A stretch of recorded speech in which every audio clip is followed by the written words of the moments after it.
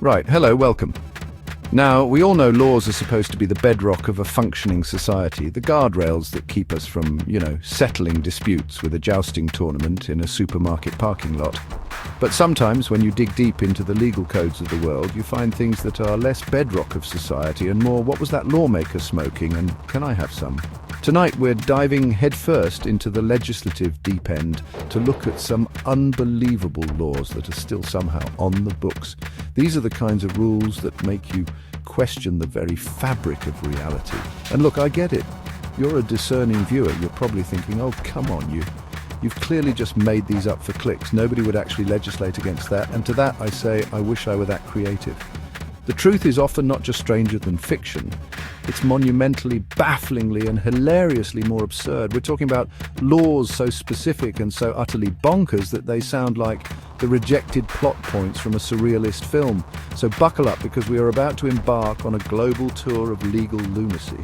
From animal companionship to parliamentary procedures, these laws challenge our modern sensibilities and, frankly, our ability to keep a straight face. By the end of this, you'll not only be more informed, but you'll also have a fantastic new set of icebreakers for your next incredibly awkward dinner party. You're welcome. Let's get into it. Let's start in the good old United States of America, specifically Kentucky. Now, Kentucky is famous for three things: fried chicken, bourbon, and a deep-seated, legally enshrined paranoia about ice cream cones. Yes, that's right. In Kentucky, it is technically illegal to carry an ice cream cone in your back pocket.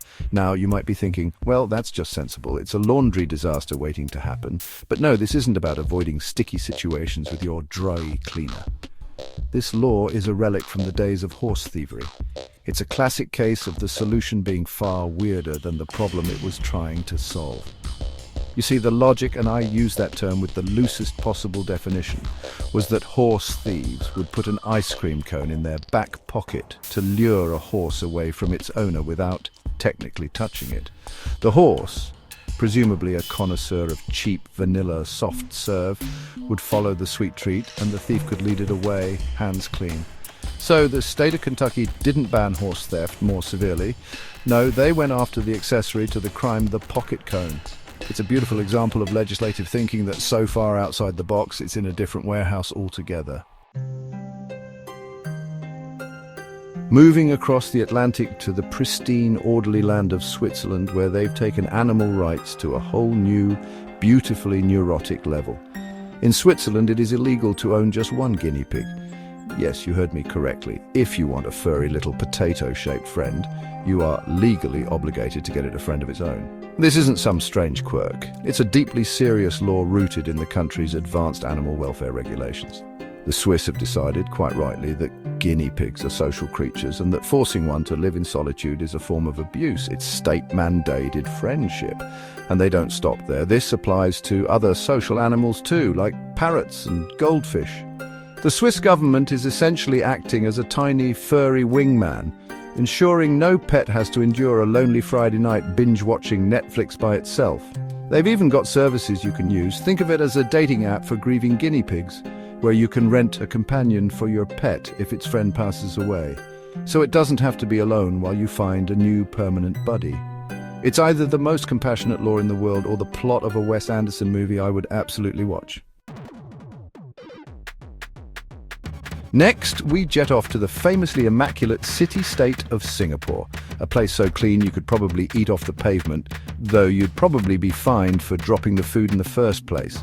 Singapore is known for its strict rules, but none is more famous than its near-total ban on chewing gum. Since 1992, importing and selling chewing gum has been illegal. You can't just pop into a 7-Eleven and grab a pack of Orbit. Try it, and you could face fines of up to $100,000 or even jail time.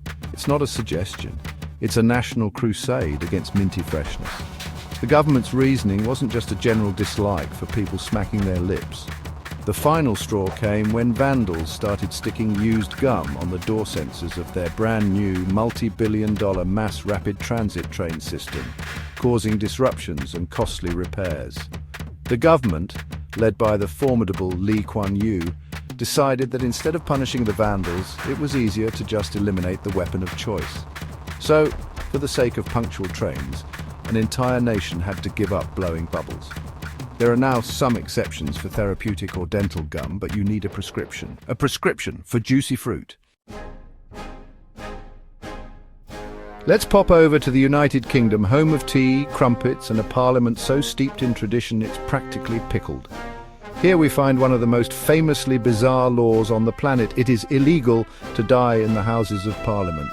Yes, if you feel a bit faint during Prime Minister's questions, you are legally obligated to get up, apologise for the inconvenience, and shuffle off this mortal coil somewhere else. Preferably in a less historically significant building. The sheer politeness of it is almost overwhelming. Sorry to be a bother, but my soul is departing my body, must dash. The logic behind this magnificent piece of legislative nonsense is that the Houses of Parliament are a royal palace, and anyone who dies within a royal palace is technically entitled to a state funeral. Imagine the administrative nightmare, the paperwork, the cost. If every elderly peer who nodded off a bit too permanently during a long-winded debate on agricultural subsidies required a full-blown state funeral, the country would be bankrupt. So the solution wasn't to change the rule about state funerals. It was, of course, to make the act of dying itself illegal in that specific location. It's a perfect, utterly British solution, avoiding a problem by pretending it can't possibly happen. For our final exhibit, we traveled to the beautiful Pacific island nation of Samoa. Here in this tropical paradise, there exists a law that strikes fear into the hearts of forgetful spouses everywhere. In Samoa, it is illegal for a husband to forget his wife's birthday. That's not a social faux pas. It's not a reason to be in the doghouse for a week. It is a literal, prosecutable offense. A crime.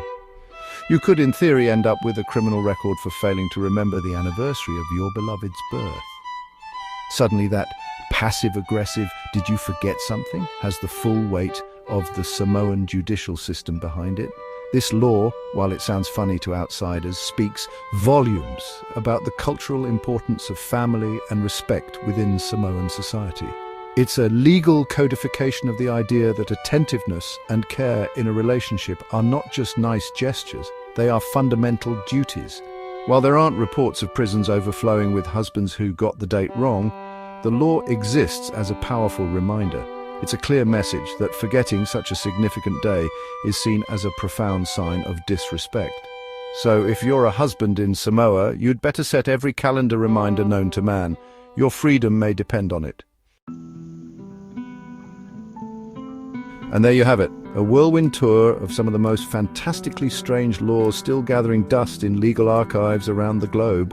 From weaponized ice cream in Kentucky to state-mandated guinea pig friendships in Switzerland, it's clear that the path of lawmaking is not always a straight one. Sometimes it's a winding, bizarre, and frankly hilarious journey into the oddest corners of human problem-solving. It makes you wonder what other legislative gems are hiding out there, waiting to be discovered. These laws serve as a fantastic reminder that context is everything. What seems utterly insane to us now was, at some point, someone's very serious solution to a very real, or at least perceived, problem. They are like legal fossils, preserving the anxieties and priorities of a bygone era for our modern amusement and bewilderment. And who knows, maybe 100 years from now, people will be looking back at some of our current laws with the same level of baffled disbelief. So now I want to hear from you. What is the single weirdest, most unbelievable law you've ever heard of, either from your own country or somewhere else? Drop it in the comments below. Let's create a library of legislative lunacy. And of course, if you enjoyed this deep dive into the bizarre, do me a favor and hit that like button, and more importantly, subscribe to the channel and ring that bell. We have so many more unbelievable facts to uncover together. Thanks for watching.